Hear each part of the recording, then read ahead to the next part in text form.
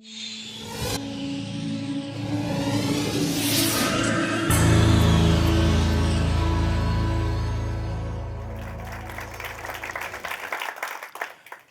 like to take you back 21 years ago to a time when I was a PhD student in MIT's biology department.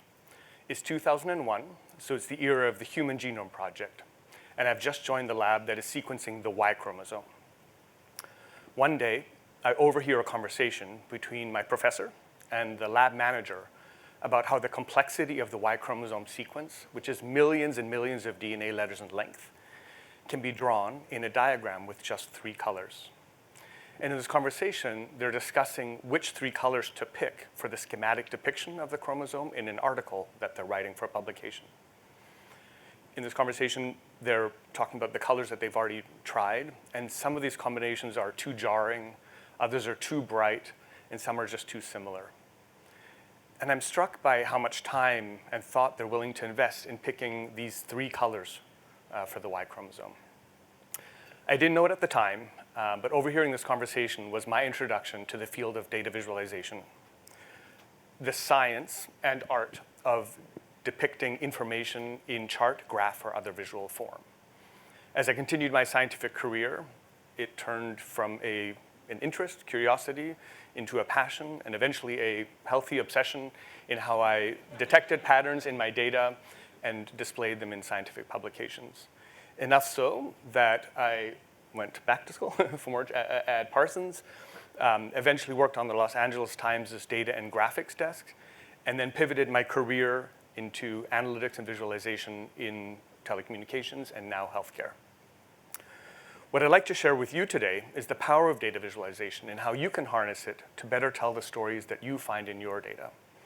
How the color and style choices you make impact how your viewers see and perceive your work, and how something like this can be written like this or can be displayed like this.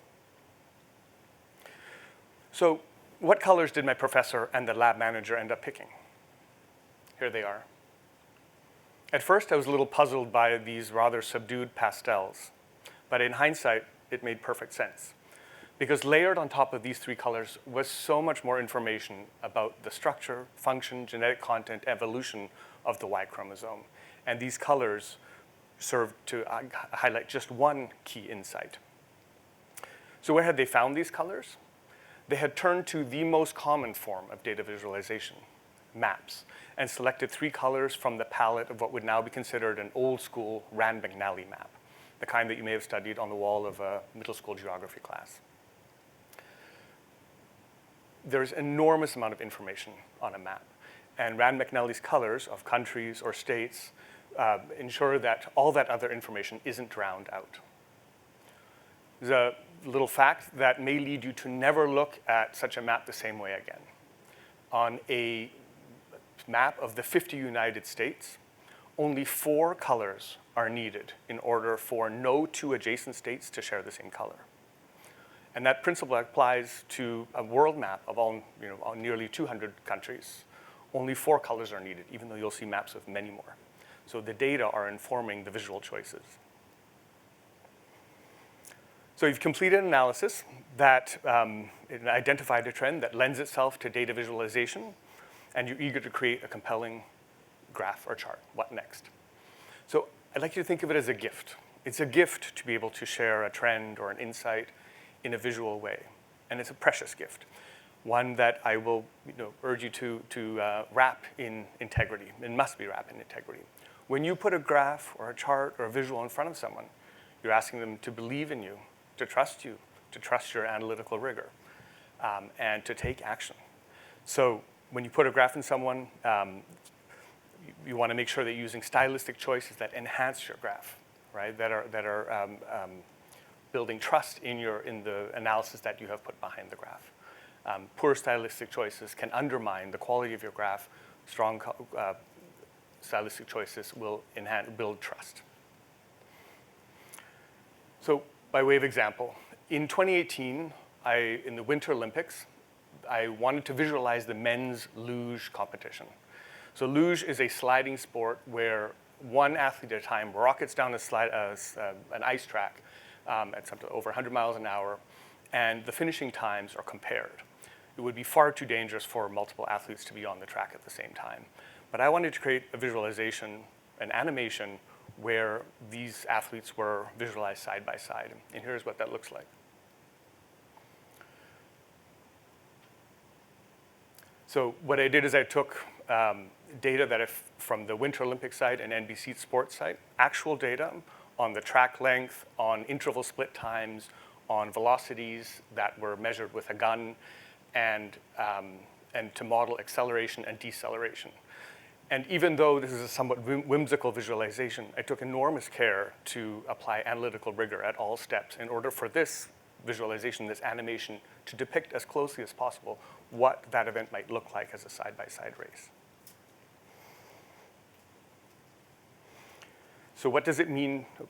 So what does it mean to bring integrity to data visualization practice? It means being mindful of color choices. It means illuminating meaning without adding to it.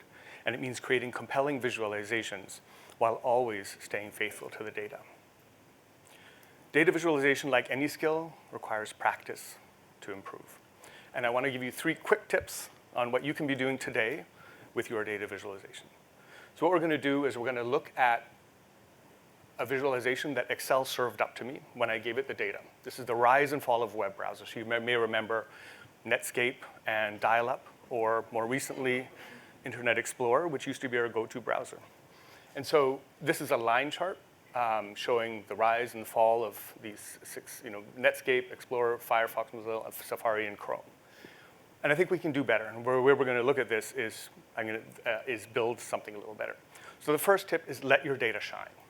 So with graphing choices, instead of using a line chart, I think this stacked bar chart does a better job of really bringing the data and the insight to the fore. Second, be mindful of color choices.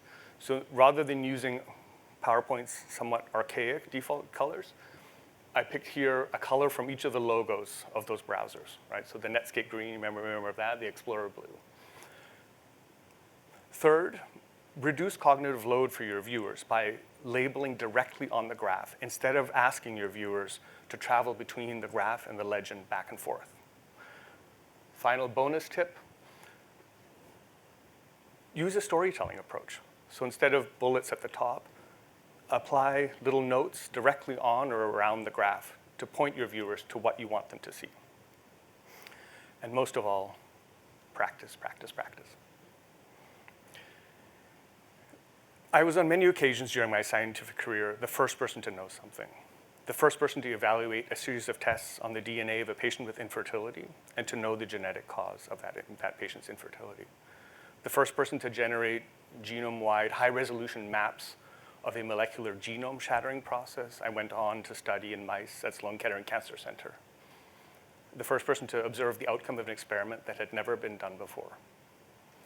Now, if you have ever handled a data set, maybe it was the results of a clinical trial, or sales forecasting on a new medication, or the outcome of a marketing study, and you were the first person to analyze the data set, or to analyze it in a new way, then you have been the first person to know something. And what did you do next? What will you do next time with your opportunity and your responsibility to share that discovery with others and inspire them to take action? You may not have time with every analysis to create beautiful visualizations, but I encourage you to find opportunities to practice. Practice making graphing choices, practice making color selections, practice using a storytelling approach, always staying faithful to the data. Because when the time comes to share an important visual analysis, when the stakes are high, you'll be